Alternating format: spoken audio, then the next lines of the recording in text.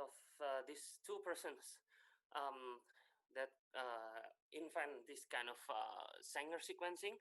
This Walter Gilbert and Frederick Sanger then received Nobel Prize in chemistry because of this invention of DNA sequencing. So they did Sanger sequencing, which takes a long time since late 1970. So they took a long time to sequence. And then this is the long sequence, the full sequence. It's a very long sequence taken from a chromosome. Then from chromosome, there is a DNA inside that. The DNA is being sequenced using Sanger sequencing. But then in 2003, 2004, there has been advancement in sequencing technology. We call it next generation sequencing. There is Illumina, there's also Roche, there is also Ion. There are many machineries, also Pacific Bio, PacBio, and the latest one is Nanopore Sequencing. So in this case, instead of getting the whole full sequence, this kind of sequencing technology, they take stretch of DNA.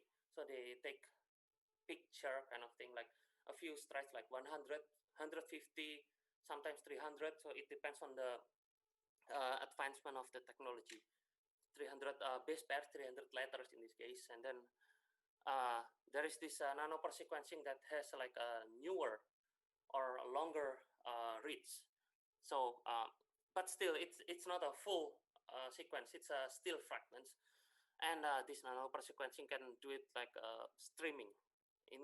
So while we are pipetting, and then like the liquid is going in, and then the sequence is read in the monitor linked to this sequencer. So sequencer is not this big anymore. It will be this small as a USB stick. And yeah, I think it was in 2015. So this is a typical next generation sequencing data. So it's a stretch. The blue one is the sequence, and the other is just metadata. So this is the header. This is the quality in ASCII number. And yeah, that's what we bioinformaticians use as an input for our process, for our analysis. So this has been the evolution of diagnostic method. We have seen the first one in previous slides. This is called routine microbial diagnostics, and we already moved to sequencing based. So instead of doing this pathogen ID with a biochemistry and a physical appearance, we do a whole genome sequencing based diagnostic. So we just sequence it whole genome, and then we can do it faster than the traditional method. And then it's a more ambitious project during my PhD. This is actually my topic in my PhD, where we are not culturing the bacteria anymore. We just sequence it directly from the sample. For example, a blood sample of patient, so we don't need to grow it. We just sequence it right away from DNA samples, of course. And it takes like half or 1 day, but then in reality it's 3 days because people have these breaks and people go home to their families as well. They have life. But then this is even more ambitious project. This Nanopore Diagnostics, it takes like less than 10 hours to sequence multiple samples at the same time, more than 20 samples. It's called Nanopore Sequencing, not Nanopore Diagnostics. So we're going to talk about this.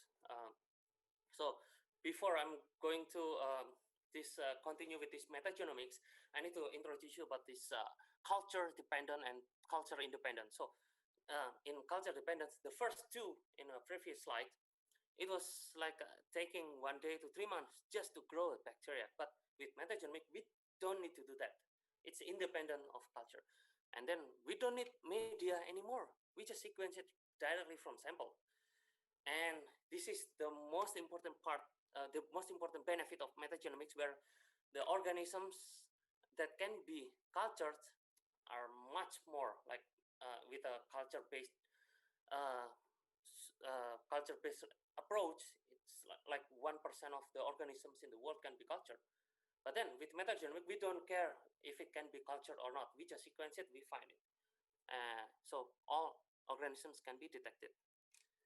And this is like one of the news from, I think it's from one of this journal that they said new techniques has been invented by a team of Danish investigators. This is basically our paper, our first paper in the team that published a new method for diagnosis using metagenomics, which is faster and in great detail, especially important for epidemiologists. So I will talk a little bit about this SARS, this COVID genome. So yeah, as we know already, the genome of a SARS-CoV-2 is like around 29,000 RNA letters, and most of them are ORF protein, non-structural, and then there is a structural protein, which is the most dangerous part, which is the most like changing, most mutated part of the virus, which is the spike protein, which connect to our ACE enzyme in our body, and the other is accessory proteins. So basically, this is the SARS genome, simple, and the solution of this. I mean, to get rid of this COVID genome. I mean, from attacking us, we can just make something that has a strong binding affinity to any of them. I mean, to some part of them, and then so it will what do you call it, like make a binding towards this new drug, for example, or yeah, instead of binding to something that can endanger our life. That's one idea of a drug development, and then yeah, we have seen also some variants of concerns. There are variants of concerns, and there is variants of like investigation. I forgot the other names based on WHO, but I'm just going to talk about this VOC. So it appears in the UK first. There's this alpha variants in the UK, where it spreads faster than the previous one. And then there's this beta, and then there's this gamma, and lately we have this delta variants. And then, of course, oh yeah, this is the other one, variants of interest, sorry. Yeah, there are some variants of interest. This is not of concern yet, or at all, we don't know yet. But this is of interest, the other four.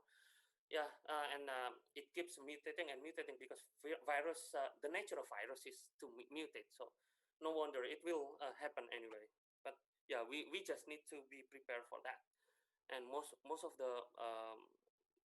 these mutation usually they are located in the spike protein part, especially in this delta. They change a lot in the spike, so the spike won't be recognized by some of the current solution. Oh no, last year's solution. So yeah, so the solution of this all, we already know that some of the countries like the US and Europe, they have kind of solved, but not yet solved the case of COVID, because they are doing a massive and extensive amount of sequencing. So for example, like in Denmark, so everybody has to be tested every 2 days, every 3 days. So for example, a barber shop, they have to get tested by PCR like every 3 days in order for them to be able to cut some customers. Otherwise, they cannot open a barber shop anymore. Something like you cannot cut if you don't show the result of the negative COVID. Something like that. Also, the customer has to show before they're being cut. They have to show the negative proof that of a COVID. So that's why like this massive sequencing. So before sequencing, we will talk about the PCR. So PCR test is like compulsory for everybody. and in order to be active in some places. Otherwise, you should stay home if you don't like PCR test in Denmark. And then after you get tested, if you're positive, then the sample will be sequenced right away by the country, by the government, like sequencing department, something like that. And after that, then we are like kind of detecting where is the mutation. Is it the same one with a Wuhan? Is it the same one with a alpha or something like that? That's why we detect alpha, delta is like very fast, especially when the alpha start attacking like in Europe from UK. Even we know it's from UK. It's because in UK and in Denmark the sequencing is very massive. So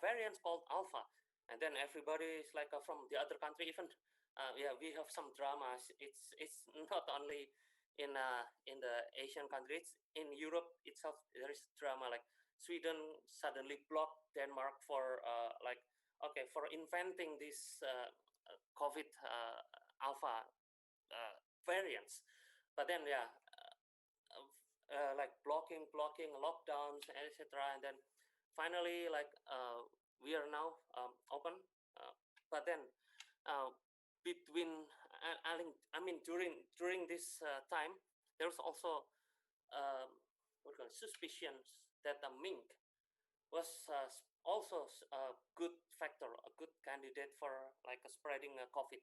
There were some patients in North Jutland that was getting a COVID from mink. So when that news came, like only 6 patients, we just actually Denmark government through the prime minister, they just exterminate all the minks, this animal.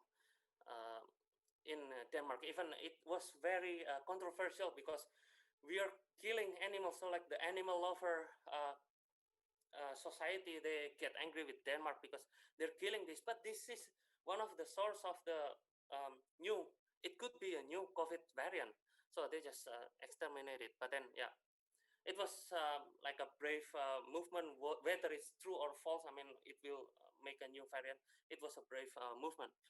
I cannot say it's true or false, but yeah. And then yeah, I will talk next about how are they doing in sequence after they sequence it. So after they sequence it, we will see this kind of stretch, a lot of stretch in like maybe 150 sorry, 15 gigabytes, could be 60 gigabytes, any size. And then we just have a lot of stretches, and we need to align it to a reference DNA.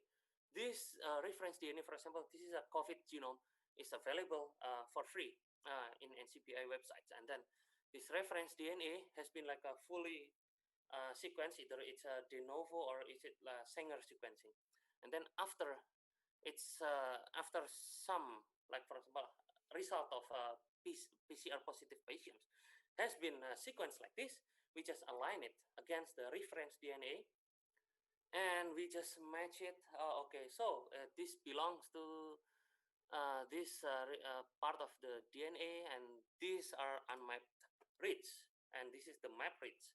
We just do that, and sometimes, yeah, this also always happen, unmapped reads. And then we calculate how much of the coverage, is it like 100%, or there are 3% difference with the Wuhan, for example, Wuhan reference DNA. If it's different, then where is the difference? We need to know where is the mutation located. And then yeah, and the challenge in alignment algorithm, of course, it's computer science related. So bio people have to learn about this computer science algorithm. So it's a, for example, like if this is the reference and this is the read, there can be mismatch, and this is an example of mutation. So it's called a mismatch, and then also it could be an insertion. So like an insertion of 3 letters, three three like AAA, and then into the original genome, and it's called also a mutation. It's called insertion. And then also it could be a deletion, where one letter is missing, or two letters, 5 letters, 10 letters, and it just one letter difference can change a lot. I mean, in the effect of this new COVID variants. So yeah, and another challenge is repeats. We can have a lot of repeats like this. So I mean, how to align this reads sequencing result into the reference? That's another challenge. And mapping very large reads to a very large reference database quickly and accurately, it's very challenging. And computer scientists has to think about how to do a better computational complexity, like ON or O log n, better than that, maybe. So we can get the result faster. And this is what we call the metagenomics de novo assembly. So instead of taking samples from like a culture, we just take sample from directly from sorry from, instead of from culture, we just take it from sample from DNA. And this is an example of the sequencing result. As I said before, it's a lot of stretch. And de novo assembly, what a de novo assembly doing is basically changing this stretch into newspaper, back to newspaper. So it's a very difficult job, and this is what a bioinformatician does. And instead of doing only one paper, this is a collection of a lot of newspaper, and we have to do it like this, like a lot of different newspapers from this a lot of stretch. And this is the nanopore sequencing. So this is the size. It's just like this size, and then yeah, it's a USB stick size, and we just need to pipette into this tool. I've tried it once here, and while it's pipetting, they are moving. The sequence are moving in the screen here, or we can also like put the buffer into a file name. So now all information is located in just one small flash disk like this.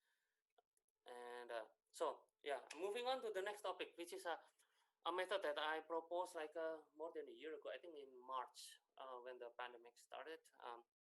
So there was a brain challenge at that time. I proposed this. It was not even in the top 10 or something like that. But yeah, it was not accepted at that time.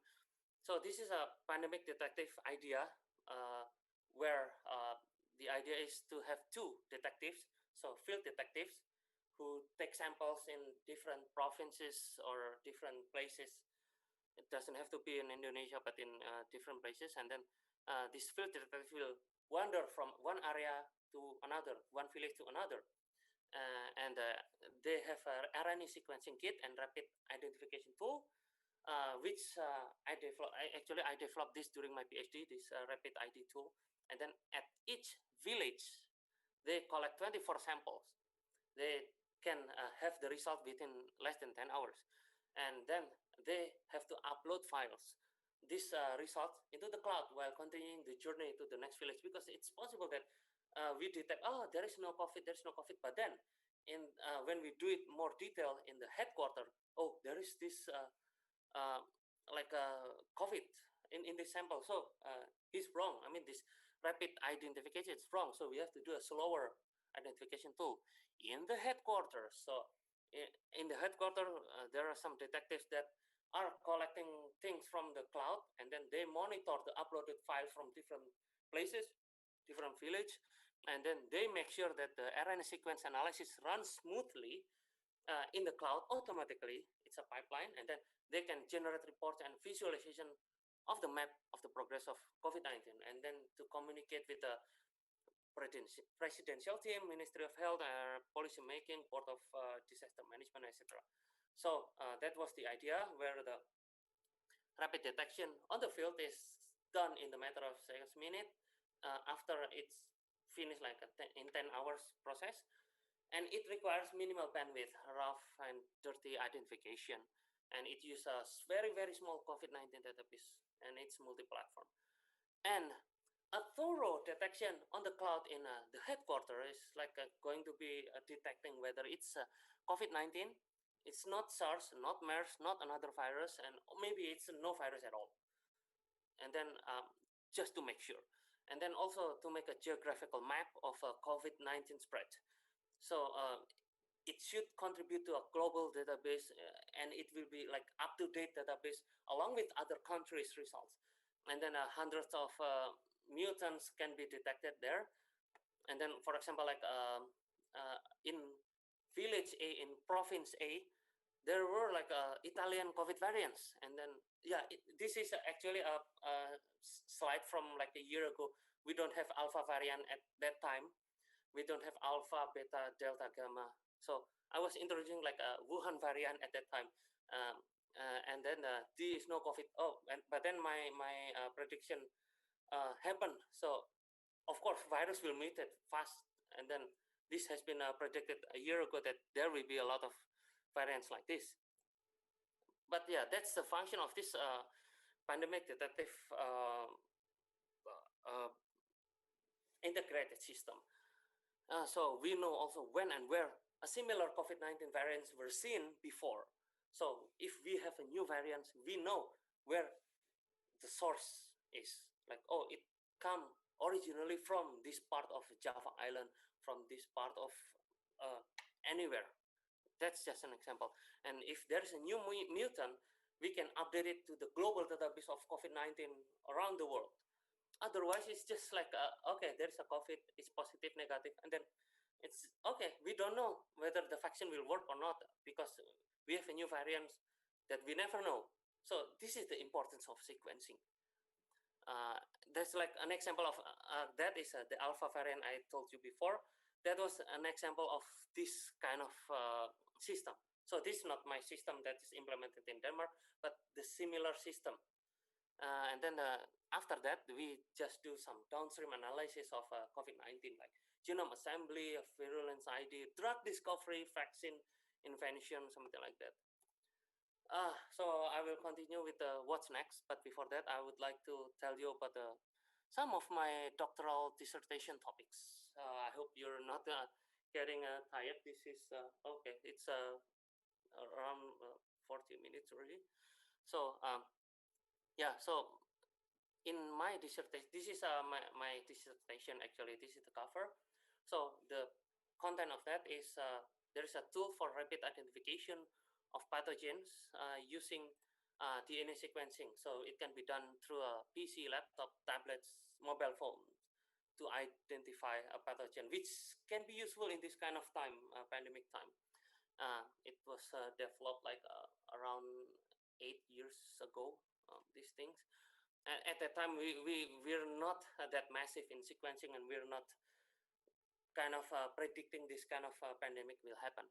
And then this is the very first web-based client-side tool to identify bacterial whole genome sequencing at that time. So this is the paper. So the paper was accepted in around 2015, but then it was a work from 2010 and 2013. And secondly, it's a tool for detailed diagnosis using whole genome shotgun metagenomic sequencing. And we are also the first to introduce this concept. So we are sequencing directly from clinical samples. And I was a second author in this case instead of first author, like in the first product of my dissertation. And one of this case that we have solved, I told you in the beginning of the presentation, is this Germany E. coli 0104. It's for outbreak. The cases were very heavily happened in Germany. It also happened in Denmark and Sweden, Netherlands, Poland, Switzerland, UK, and other countries. And there are like 4,000 people infected. 53 died of E. coli disease. And at that time, we find like a source tracking, false source tracking, which we thought it's from a group. A group is it's kind of cucumber from Spain, and then when it's imported to Germany, then the cucumber is thought to be the cause of this outbreak, and then the sequencing guys kind of work. We are kind of start working on it. So we found it's not the source. So the news was false, and then like I think the Germany government was asking for sorry, apologize about that. But then like yeah, uh, that's the importance of source tracking. We call it tracking also in Indonesia. I heard that we start to recognize this trend is called tracing. Yeah, tracing is very important, very important. So we know where it comes from and what's the new mutation. Uh, and then also we were working with a urinary tract infection patients in a hospital in Denmark. There were 25 suspects. So these are some of the selected publications related to outbreak. So yeah, at that time we call ourselves an outbreak detective. And so this is the paper. So the first, sorry, the point number 2, 3, 4 in the previous slide was basically this paper, and it already has 332 citations. It's like we are the first to introduce this metagenomics diagnostics. And then there are some, we are also publishing a book here, book chapter in a Springer book, Applied Genomics of Foodborne Pathogen, if you're interested to read.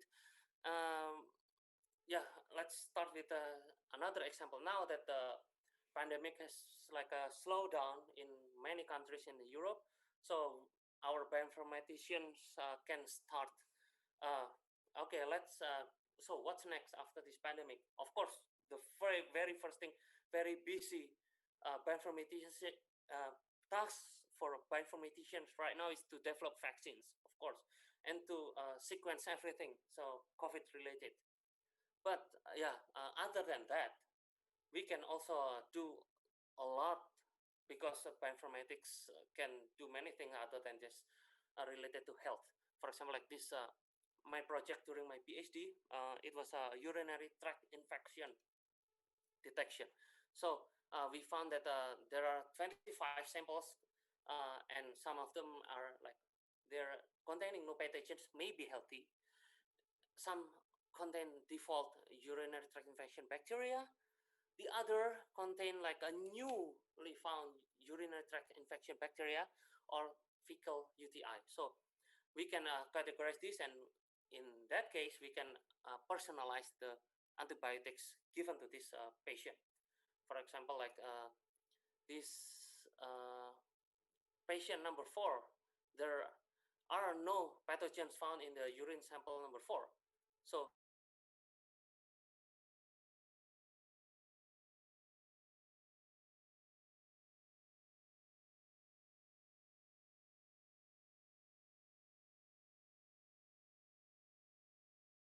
urinary tract infection Recording stopped. kind of marker. So we say, okay, this has a lot of pathogens here, and after that we also need to find out whether the the the the pathogens are virulent or not by going further into the sequencing analysis. So we found that V583 is kind of dominant or present. So it is dangerous. It is virulent. So we just kind of okay, we have to treat this patient, something like that. But what kind of antibiotic is can be personalized for this person? For example, like in a urine number 3, they are very like resistant to these antibiotics. So we have to give another uh, antibiotics to treat this patient number 3. So yeah, this is also the importance of sequencing. Another project is, for example, we were finding a nosocomial bacteria. For example, if we come to a hospital, of course, the virus is everywhere. So that's why, like, if we remember, like, to throw out your shirt after you're in the hospital, then you just go home and wash it right away. That's because there are a lot of nosocomial bacteria in the hospital. That's why, like, we have to detect what are the nosocomial bacteria in the hospital. For example, we can get it from the wall of the hospital, or sewer is a more efficient one. So in this example, in a Harry Hospital, we found like some bacteria, like mostly the one causing a watery diarrhea. But it's normal to find this kind of bacteria in a hospital. And another project is an ancient toilet. We found a 300 years old during excavation in Copenhagen.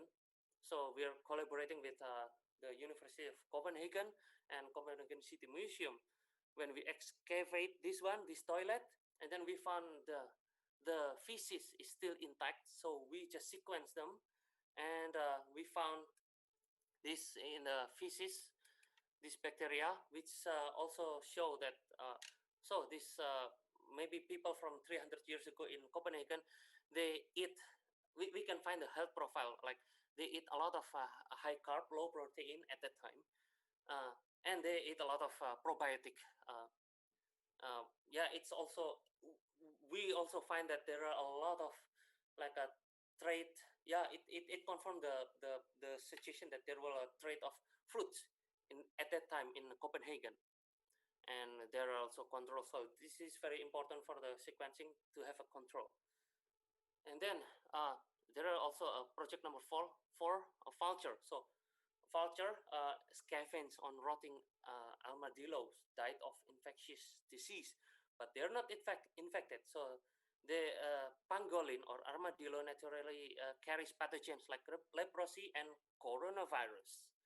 So the question of this is actually this project is, do pathogens survive their digestive system and emerge at the other end in a viable form? And how come, like the vulture actually spend a large amount of time with their heads inside the sand, eating the rotting carcass without developing sores on their face like a leprosy patient, or even dying of food poisoning? How can they still be healthy? So do vulture build a mechanism to resist such effects? So maybe it's kind of a drug idea. So our project is like this. So the vultures actually wander in the desert and the mountain, go up and down. They eat with their heads inside their victims without developing leprosy. Maybe based on the sequencing result, we hypothesize that the Psychrobacter on their face protect the vulture from the pathogen, and it could be a drug candidate. And when we sequence the gut, their intestines are free from leprosy bacteria and have a low pH. So it seems that the acid in their digestive system may inspire the future drugs. So it's possible. Uh, Another project is a North and South Pole expedition. So we, before I came as a PhD, there has been an expedition around the North and South Pole. Some projects, they take sample from the ocean on the surface and a bit deeper, and then very deep there. So yeah, in Greenland, around this area, also in the South Pole, we found that in the surface part of the ocean, we found like a normal bacteria that we already know, but in the very deep ocean, we found like alien DNA. We never know, but that makes sense. I mean, the fish living in the deep sea, they're like a new species kind of thing. Yeah, so that makes sense. Also, this is the sampling part of that expedition, and we just sequence after that. Another idea is to do a fecal microbiota transplant. So there is an idea where to solve some disease, we can just clean up the gut of a patient and then feed it up with someone else's feces. This is a very like incoming research area that I actually like, because this has solved many cases. Like for example, Clostridium difficile infection.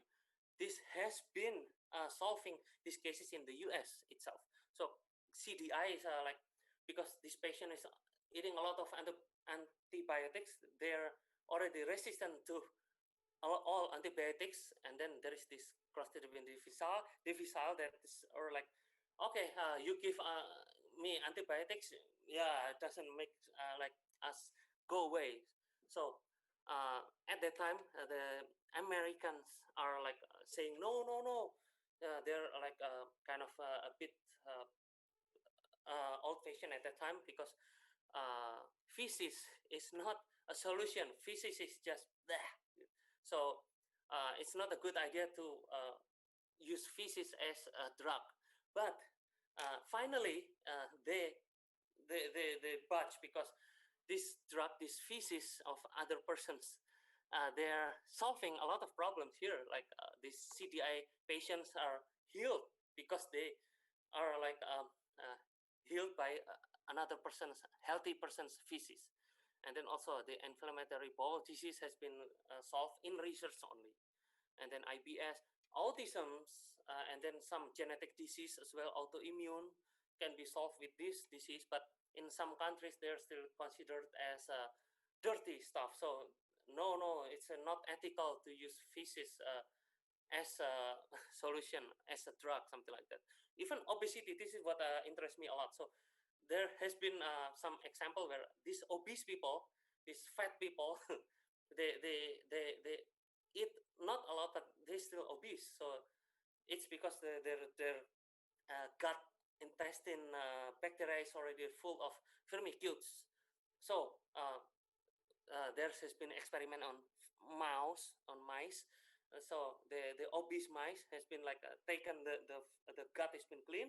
They put a lean uh, mouse feces inside that, and the the the mouse is not obese anymore based on this experiment. So it could be used for human, but it's not allowed yet until now. And of course, before I close these things, so the resource needed to do this bioinformatics analysis, of course, metagenomic sequencing data. Without data, what bioinformatics can do, of course, data is very important. So if you don't have data, then goodbye, don't do bioinformatics. Also, you need to have a large disk storage and supercomputer.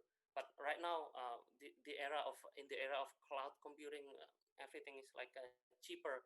If you put it in the cloud, you can build a pipeline in the cloud. It's easier, it's cheaper. So this is not a problem anymore.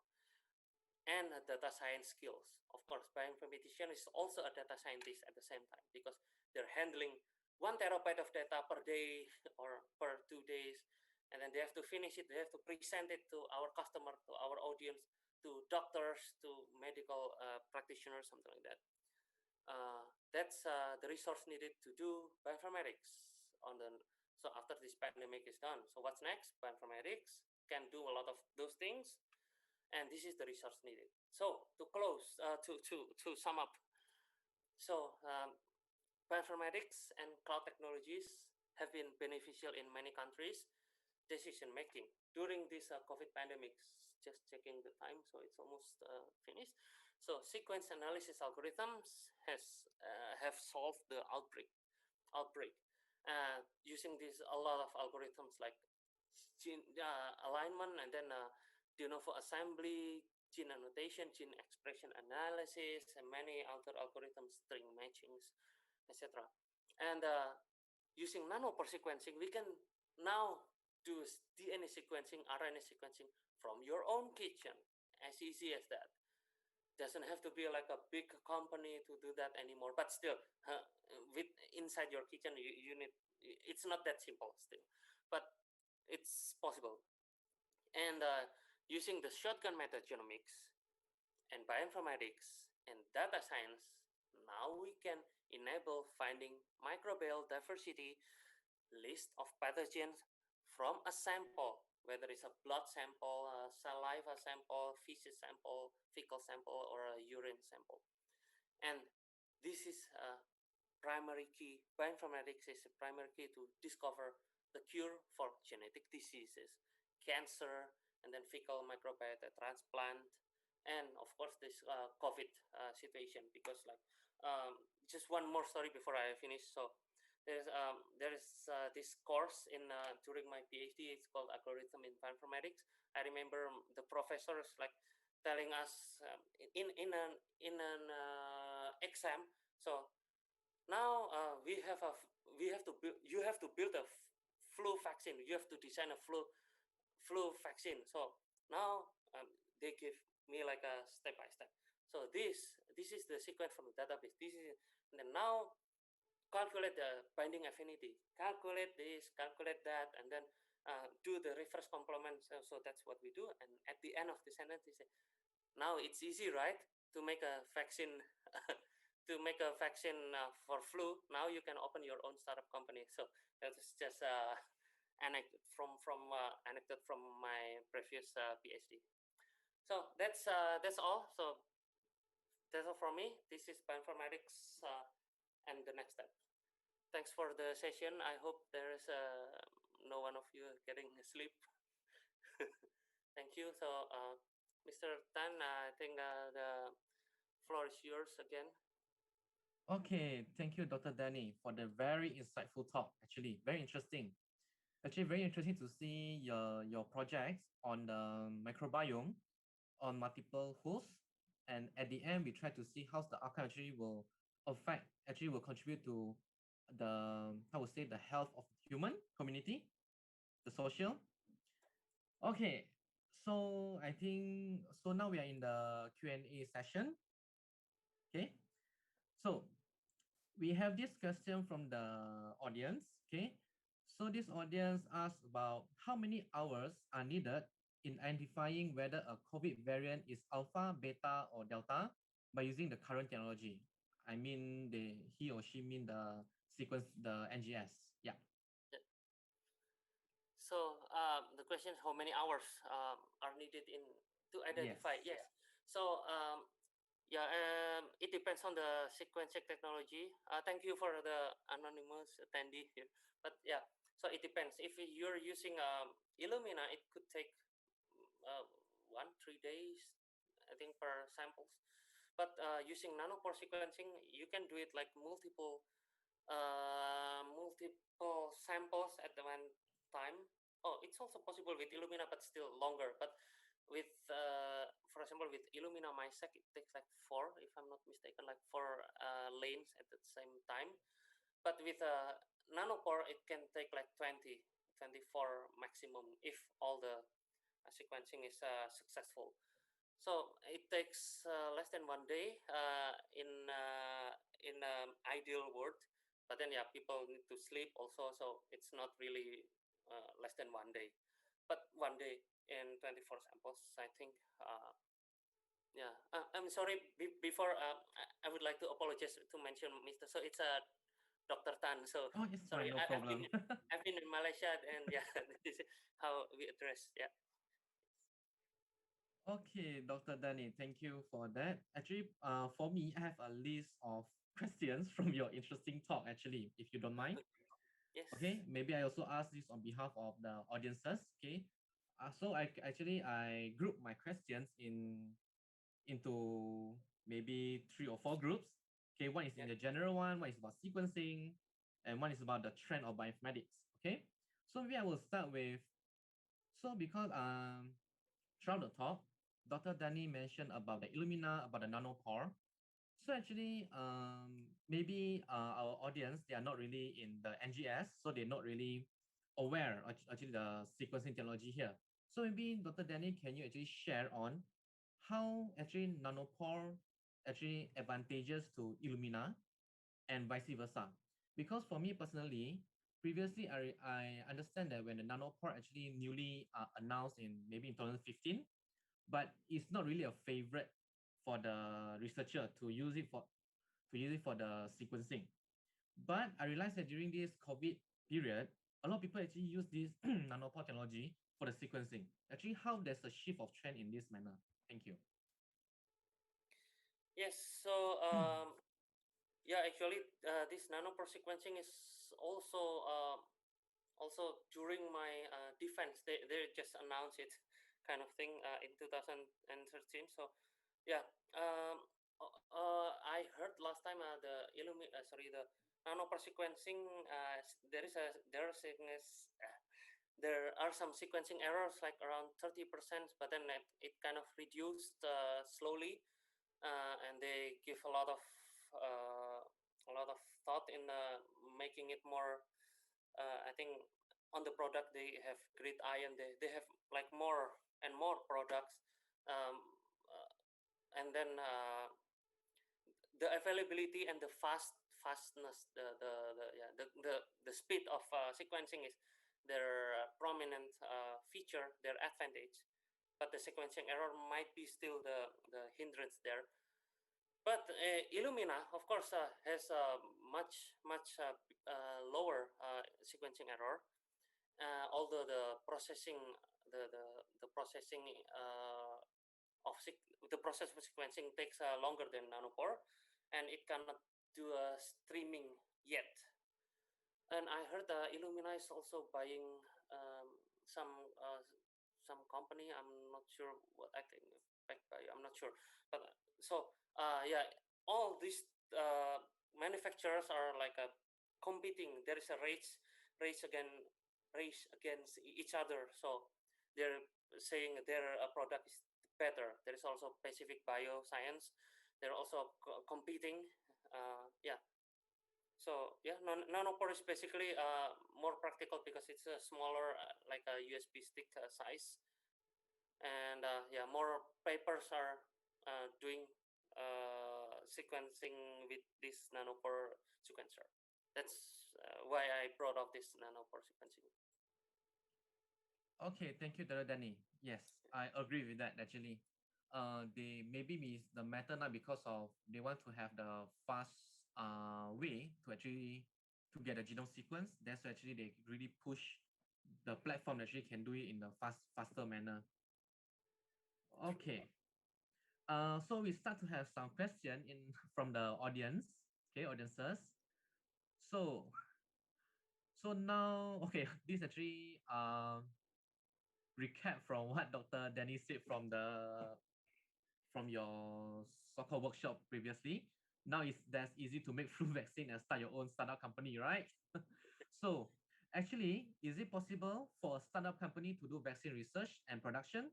What about then what is your comment about for developing countries like Indonesia? Yeah, of course, it's not that easy. I mean, this is just an exam question at that time during my PhD. So yeah, designing is easy, but making a startup is not as easy. There are like a lot of talk, elevator pitch with the investors. There's also this uh, when you want to propose a new drug development, you need to go this very lengthy process of this drug development stages, like clinical trials, 3 to 1, and then more populations, and then more approvals. Of course, it's not that easy, but designing a candidate drugs is easier now with the chemoinformatics and some machine learning algorithms. What is that answering the question? I hope. But the developing countries is the same. Developing countries, they all have the same way of drug development phases. So Okay, thank you for that. So the next question here actually is on the maybe on doctor's previous work on the classification, I mean the identification of the bacteria. So what method do you use? Sorry, what method did what you use, I think, pattern matching of the sequence and classify the sequence and what is the accuracy? Okay, actually this is also one of my question where actually what is the potential markers or maybe databases that doctor use for the identification purpose and the classification purpose? Is there any like, application of machine learning as well? okay, in that case, yeah, we need to use this conserved region of the the what do you call it, the target itself. Like for example, for bacteria, we use 16S. For example, 16S is a part of the genome. So the genome is that long, and then the 16S is a few hundred letters. Uh, that is always like constant, almost constant, almost 100% constant, because the other part sometimes it's mutating easily, but this part is constant. Then we find that constant part and use it as a marker. And for virus, it's a bit difficult because it keeps changing in all places. But there are still some conserved regions that we can take as a marker in this case. So yeah, that's the prior knowledge that we need to have before we design markers. Okay. Uh, but I get to know that for 16S, maybe for certain complex like MTBC, I mean like tuberculosis complex, their 16S are very conserved. So actually means that the tool that or the kit that doctor actually shared with us just now is that like certain up the classification only can up to certain level or can Yeah. up to really deep down to the subspecies level or species level. Oh yeah. Okay. You're right. So okay, that's the question about. So the yeah, that one is for the dirty, rough and dirty identification. So we can like have a sequencing file and then like detect it faster.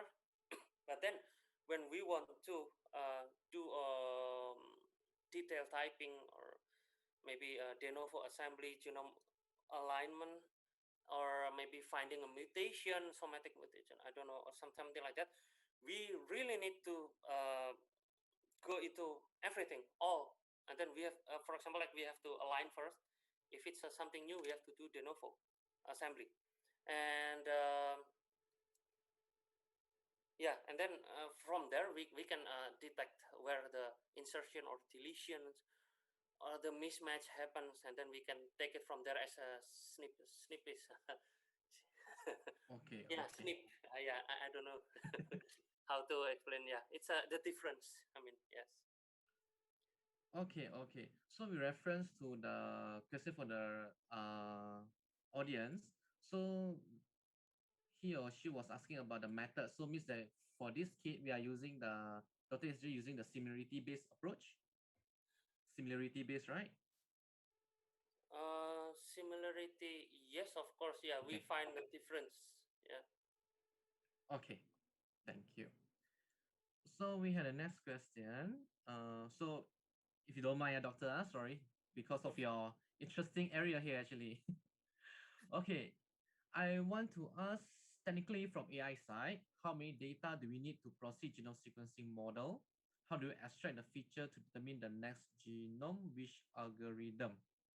Uh,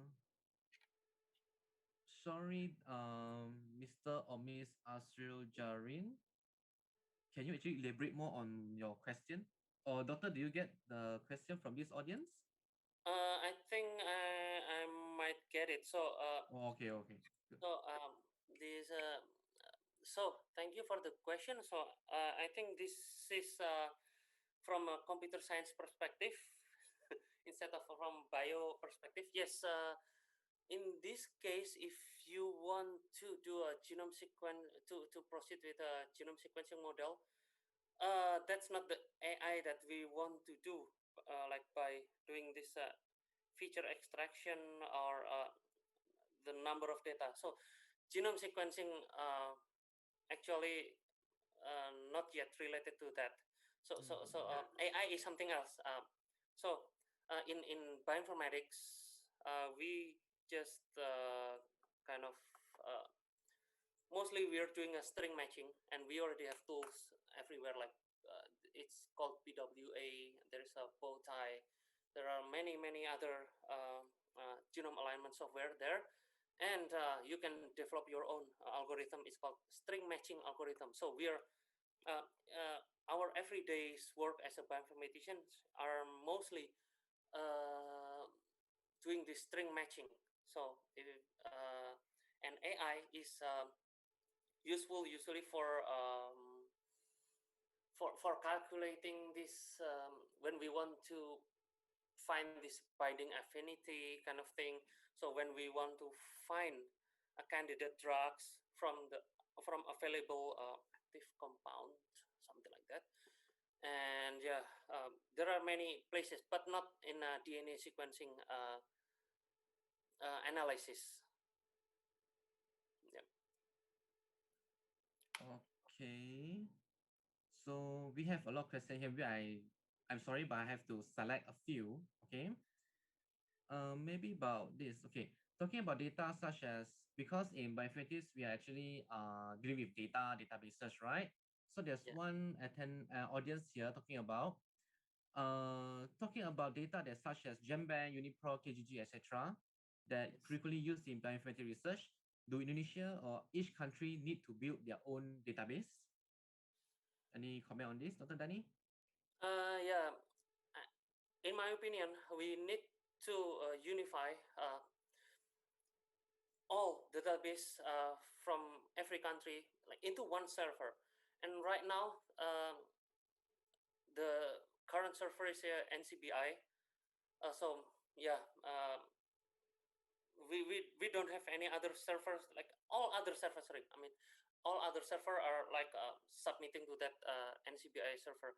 So yeah, right now we only have one, and we should not have more than one. Uh, and that was actually I still remember if it's okay also I have a little bit story during my PhD when we proposed virus database sharing in 2011 I guess or 2010. So we got like a lot of complaint no like not complaint like a counter answer from the people from CDC. I think at that time they're our not CDC, yeah, CDC or WHO. I don't remember. They were like giving answer, no, but it won't work. Your virus database sharing, because there are some countries that are rejecting the idea of this database sharing. But yeah, that's our homework to make it like available to make everybody want to share their virus database so that everybody can access it. Everybody can have the same what do you call it? Have the same opportunity to invent a vaccine or drug candidates. Okay. So actually, I agree with Dr. Dani about the collaborative and the unified kind of data, because even like for GenBank in which hosted in US and maybe EBI hosted in Europe and the DDBJ hosted in Japan, they also frequently actually exchange their data for the unified purpose, for collaborative purpose, as what Dr. Dani mentioned just now. Okay, so actually, Dr. Dani, we still have the time for Q&A. Actually, are you okay if we have a few more questions? Okay, Of very thank you course. for that. Okay. Okay, so we have one question here. Dr. Dani, could your bioinformatics result to be used to prevent and control in Indonesia, country with huge population during the pandemic outbreak?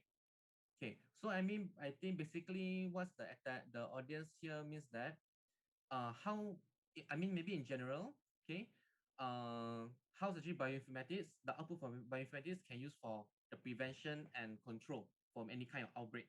Okay, maybe specifically, maybe doctor can bring down to the case for COVID-19. Thank you. Yes. So the most important thing is sequencing and sequencing and sequencing. That's how to solve this. I mean, so we tracing is very important, very important. I talk in many I don't know, webinars or something like something like this. A lot of time sequencing and sequencing is always the, and tracing related to sequencing is very important. So when someone is infected, uh, for example like PCR positive, don't stop there. Take the sample, sequence it, and then find it out, and then make this person like what do you call, like educated, like okay, you have to close your circle. So who did you have contact with in the last few days? Also, like for example, in Denmark, we have this Coronavirus Meter application where everybody install it, and if you have been in contact within 5 minutes with the person that has been like positive PCR, and then the other person will get like okay alarm that okay, you need to get a PCR test, something like that. Tracing is very important. For example, the other way to end this pandemic, just like what we did in Europe here, is of course a lot of tests. And in Denmark especially, it is like very successful because the PCR is for free. PCR testing in Denmark is for free, and people have to do that if they want to go, if they want to enter a shop or something like that, or they want to cut their hair, they want to go to a boutique, they have to show the proof of PCR negative, for example. So that's how we reduce the number of infection in Denmark and sequencing after it's positive, of course. Yeah, I mean, maybe I can add something to what Dr. Danny actually mentioned as how actually the involvement in bioinformatics can actually alter or actually suggest a new policy for the national level to tackle certain issues like the outbreak now. Yeah. Okay, and maybe one of the clearer actually application of bioinformatics is the detection of the variants, the VOC. That's where actually we managed to get the alpha, beta, gamma, and delta, and all the variants of interest. Okay, that's actually the direct application that we can see clearly from the bioinformatics. Okay, okay, thank you, Dr. Danny. Oh, here we have very interesting question and very good question here. Okay, Dr. Danny, how do you deal with the data that contains personal or individual DNA genome sequence information when you need to share the data to other researchers? So here is touch on the data protection matter, I think. Okay, Dr. Danny? Yes, of course. It's we need to have this NDA agreement with the patient when we are going to use it as for research. It's already been like a normal situation in here. So if research want to use our data, for example, anything, not only for COVID, like for cancer, everything. Uh, if you want to go to this treatment, please sign this NDA that this will be used. Maybe there is also like anonymity. Is also, if you want to be anonymous, just say anonymous. Not, it's been part of this policy in I think all countries in Europe if they want to do this research, and the US as well. Okay. We have one question here. Okay, bioinformatics seems to be the future medical trend. Okay, is there any use of bioinformatics for cancer treatment or prevention?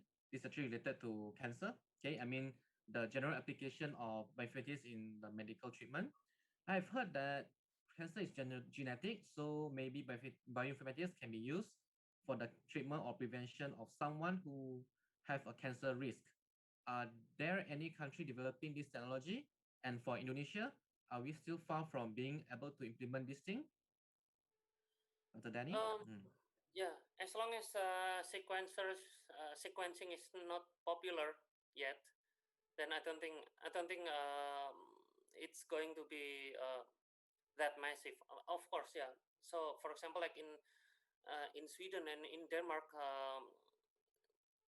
so all the patients who wants to get tested for cancer, they they were taken samples, and then there were some bioinformatics analysis behind that, where they detect the mutation, the typing actually. For example, like in breast cancer, for example, uh, they sequence the sample of the tumor of some early stage breast cancer a patient in that case, and then we do some kind of identification whether this is like estrogen uh, ER. I don't remember what's it, like ER positive or HER2 positive, or both, or none of them is something else. So like triple. But then like if it's ER positive estrogen, if the breast cancer is caused by too much estrogen hormone, then just suppress the hormone. If the cancer is caused by HER2 hormone, then just suppress the HER2 hormone. There are some treatment for that. If both, then give both suppression. And for others, then there is other solution. That's an example of how we use sequencing to solve this breast cancer patients' cases in Sweden and Denmark, as far as I know. Yep. Okay, so actually they are actually people using these bioinformatics for the treatment. I mean, for actually this cancer purpose. Actually, even in Malaysia, okay, they actually some of the uh, independent agencies also actually actively engaging with bioinformatics to cater for this cancer medication or something like that.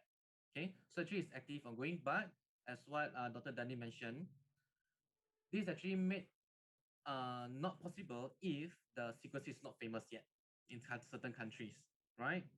Mm. Yeah. Okay, because no means that down to earth, I mean down to the reality means that we still need the data. Okay, that's the key for bioinformatics here. Okay, so maybe I have another question for Dr. Danny, if you don't mind. Okay, about the Mings just now. So Yep. just now, Dr. Danny mentioned about the Mings as the there's a issue with the SARS-CoV in Mings, something like that. So may I know, can you share if anything that he came across, doctor, that actually reported for any animal that can cause zoonotic infection for this SARS-CoV-2? There Other has than the been, Ming, sorry. Yeah. yeah. So I think the first mink is the first animal to be known infected by COVID, uh, and then there was also this feet of ocean bird, one of the Oh, ocean bird. I think seagulls. Yeah, seagulls. They seagull. found a trace of COVID in the feet of the seagull, and then from there are like a lot of animals. I just heard recently in Indonesia, in one of these zoos in Ragunan in Jakarta, there are two. Is it lion or yeah, or yeah, that has been infected by COVID. So there's no wonder. So it can infect Mm, animals, and it can transfer from animal to human. It is possible. You know. So that's what the Danish government did when they heard that Ming is the source of this 6 or 8 patients, less than 10 patients getting COVID in a Ming as a Ming owners, I think, or Ming workers in a Ming farm. So they just treat the patient, and this sequence is quite new. So at that time, they think the vaccine won't work for this kind of patient. So they just kill the mink, so there won't be a new variant of COVID. They kill all the minks in Denmark. But yeah, it's very controversial at that time. But yeah, it is possible. I see. Means that it actually indirectly means that the COVID cases actually is more severe than what we expect because it's also infecting human, I would say. I mean, sorry, infecting other animals. Because all this one, maybe the research has been focused too much on the bat and pangolin as the potential source for this Oh coronavirus. yeah, Okay. yeah. Then Hmm. Ming is the second there. You're right. Hmm. Okay. Maybe one last question as a general as a okay last question. Okay, so since Dr. Danny actually, if I didn't hear wrong, Dr. Danny actually originally from computer science background. Yes. Okay, and then later part only Dr. joined as a bioinformatician, I mean in this area. So can Dr. share actually what the knowledge or the skills they require because since computer science actually quite close to bioinformatics, but of course there are some differences there.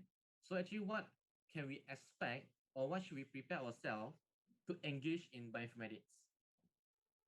Okay. Okay, So thank for a you. computer scientist, yeah. So for computer scientist, we need to be very strong in algorithm. For example, like string matching algorithms, and then how to make it faster, mostly in a computational what do you call it, complexity. So how to make it from o n square to o n and then to O log n, and then yeah, always make it faster and faster. And then also, when you want to learn bioinformatics, you really have to learn about biology. You have to understand how biology works. For example, like when I started as a bioinformatician, I learned a lot from the biologists in the department. A lot how the DNA works, how the DNA replicates, and then they make they from DNA to RNA to protein to metabolite, something like that. So it's not as simple as you you know the algorithms and that's all. And that very important skill is not only data science but also this how do you work with parallel processing. It's very important. And how do you work with big data? Of course, as a data scientist, you really need to know how to analyze 1 terabyte of data in the matter of minutes. That's a very computer science skill. Yeah. Okay, thank you for that, Dr. Danny. Actually, we just received one question. Doctor want to accept the questions. Okay, can you teach us, or we can, Doctor, roughly brief on how we detect the new variants? Okay, what do the ASCII sequence on the slide mean? The FASTQ file format, I believe.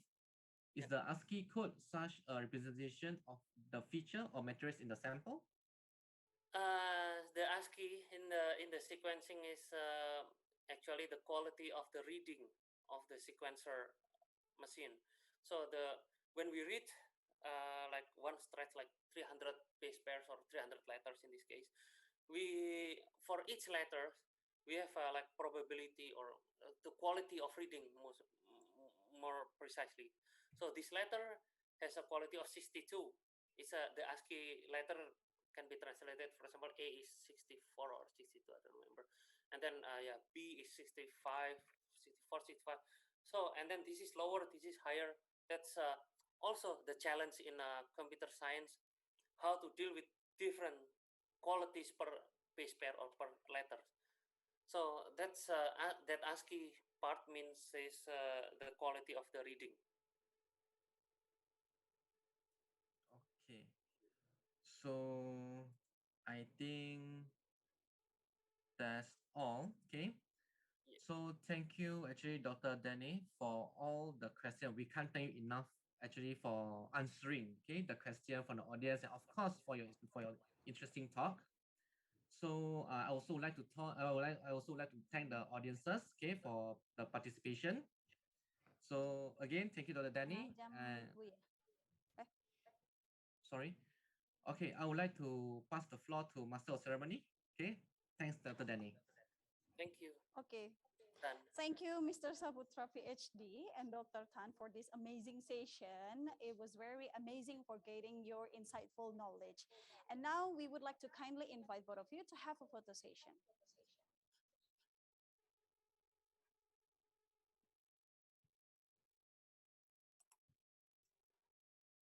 All right, so we would like to count 1, 2, 3. 1, 2, 3. Is it okay if we ask you to take a photo for one more time?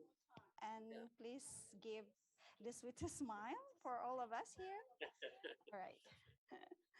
Okay, thank you. So we would like to count 1, 2, 3. Thank you. Okay, thank you, Mr. Saputra, PhD, and Dr. Tan for this amazing session. Now, ladies and gentlemen, we're going to have a short break.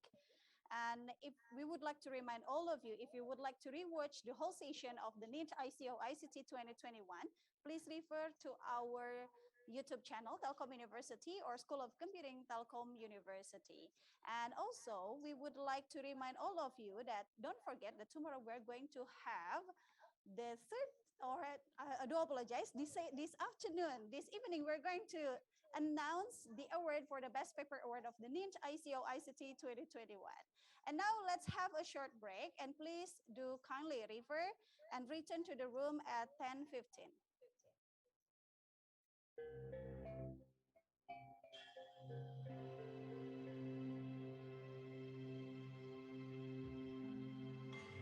wondrous civilization.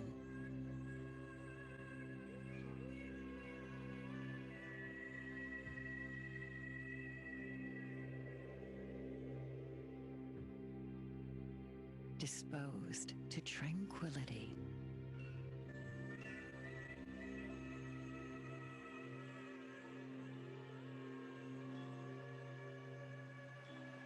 With scenic landscapes bordered by the sea.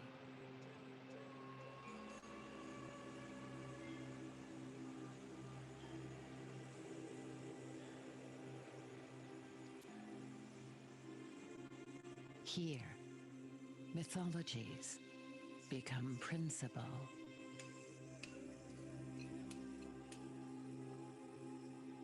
And religions create the cornerstones of life.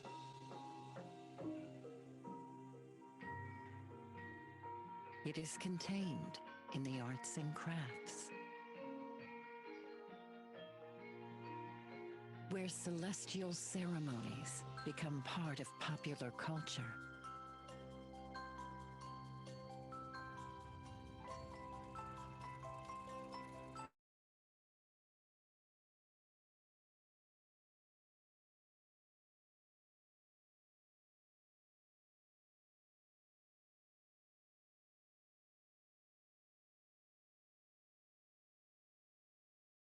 Over centuries. Yet possible to experience within a few hours.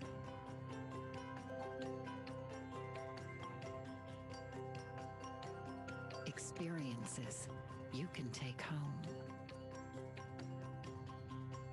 Here, art preservation is a tourist attraction.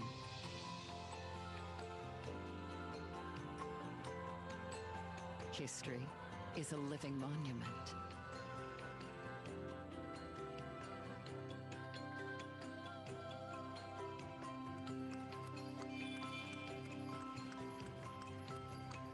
Even shopping is meaningful. See world-famous resorts